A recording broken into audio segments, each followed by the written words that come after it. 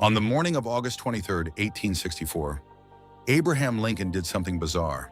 He walked into a cabinet meeting holding a single sheet of paper. He had folded it carefully so that the writing was hidden. Without saying a word, he asked every member of his cabinet to sign their names on the back of the blindfold. They did. Lincoln then locked the paper in his desk. The text inside was not a battle plan. It wasn't a new law. It was a concession of defeat. Lincoln had written, "This morning, as for some days past, it seems exceedingly probable that this administration will not be reelected." We look back at Lincoln as the inevitable titan of history, the man on the $5 bill who saved the Union. But in the summer of 1864, Abraham Lincoln was convinced he was a failure. The North was exhausted. The casualty lists were endless. His own party was turning against him. So, how did a depressed, one-term prairie lawyer with zero military experience manage to outmaneuver the aristocratic South, hold off the British Empire, and crush a rebellion that had better generals and better morale? He didn't do it with speeches. He did it by reinventing the very concept of war. This is how Lincoln won. To understand how Lincoln won, you first have to understand how close he came to losing immediately.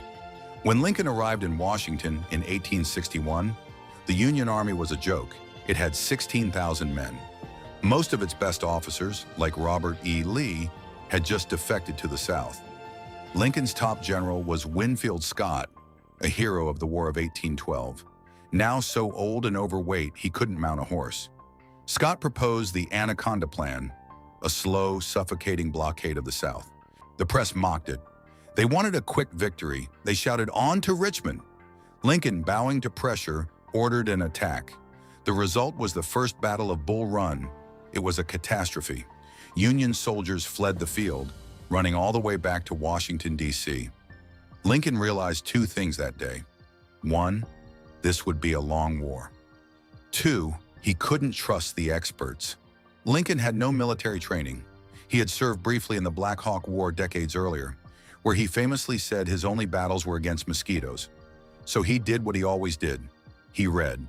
He checked out essentially every book on military strategy from the Library of Congress. He studied the works of Henry Halleck and the Napoleonic maxim of Jomini. He worked until 2 a.m., night after night, transforming himself from a lawyer into a commander-in-chief.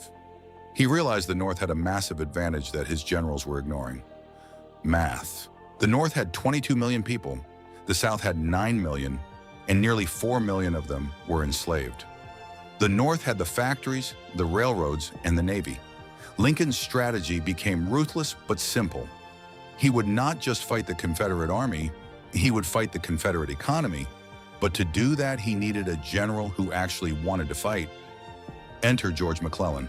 George McClellan was everything Lincoln wasn't. Young, handsome, educated at West Point, and incredibly arrogant.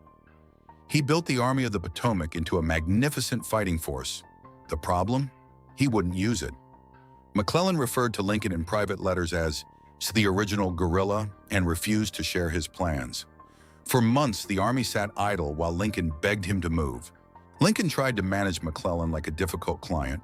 He wrote, "If General McClellan does not want to use the army, I would like to borrow it for a time." This wasn't just a clash of personalities. It was a crisis of command. While McClellan hesitated, the South was winning the diplomatic war. Great Britain relied heavily on Southern cotton. They were dangerously close to recognizing the Confederacy as an independent nation. If Britain entered the war, the Union was finished. Lincoln needed a game changer.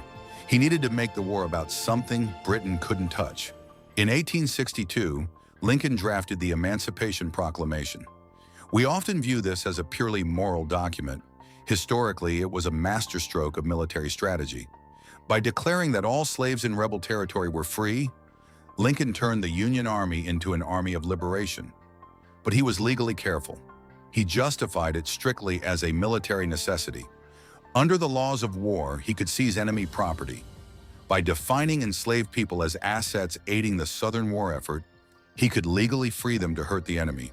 The brilliance was in the timing. He waited for a victory, the Battle of Antietam in September 1862, to announce it. The effect was immediate. The British public, staunchly anti-slavery, would never support a government that fought for slavery against a government fighting for freedom. The proclamation locked Europe out of the war. Lincoln had disarmed the South's most powerful potential ally without firing a shot. By 1863, Lincoln was done with gentlemen generals.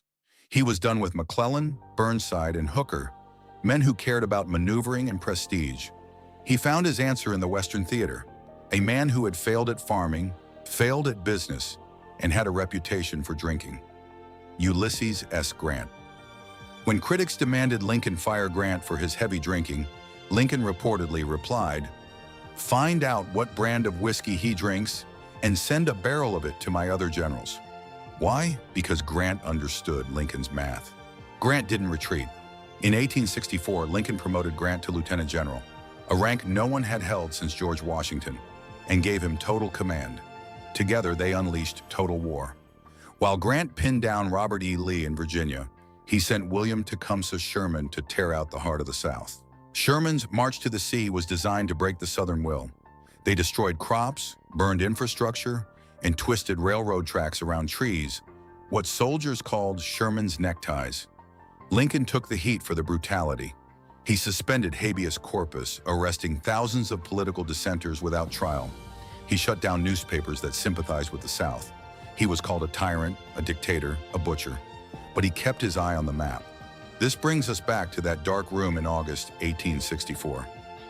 The Democrats had nominated George McClellan, the very general Lincoln had fired, to run against him. McClellan's platform was simple: make peace, let the South go, end the killing. With the war in a bloody stalemate, Lincoln knew he was going to lose. And if he lost, the Emancipation Proclamation would be revoked. The Union would be permanently severed. But history turned on a dime. On September 2nd, 1864, a telegram arrived from General Sherman. "Atlanta is ours and fairly won." The fall of Atlanta proved to the Northern voters that victory was possible. The mood shifted overnight. In November, Lincoln won the election in a landslide. He had secured the mandate to finish the war. By April 1865, the Confederate lines broke. The government fled Richmond. On April 4th, just days after the city fell, Lincoln did something unimaginable for a modern president. He personally walked into the enemy capital. There was no Secret Service, just 12 sailors acting as guards. As he walked through the smoking ruins of Richmond, surrounded by liberated slaves reaching out to touch him, an old man reportedly knelt before him. Lincoln stopped him and said, "Don't kneel to me. That is not right. You must kneel to God only, and thank him for the liberty you will hereafter enjoy."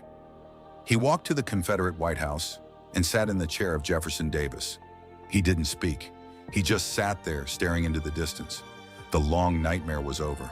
Abraham Lincoln won the Civil War not because he was a military genius, but because he possessed a relentless, almost inhuman capacity to endure failure until he found the solution. He managed a team of rivals. He navigated a geopolitical minefield. He expanded the powers of the presidency beyond anything the Constitution's framers intended, all to save the Constitution itself. But the final irony of Lincoln's victory is that he never saw the peace he fought for. 5 days after Lee surrendered at Appomattox, Lincoln was assassinated. He left behind a united nation, but a broken one. He had won the war, but the battle for the soul of America, Reconstruction, was just beginning. And without him, that was a battle the Union would ultimately lose.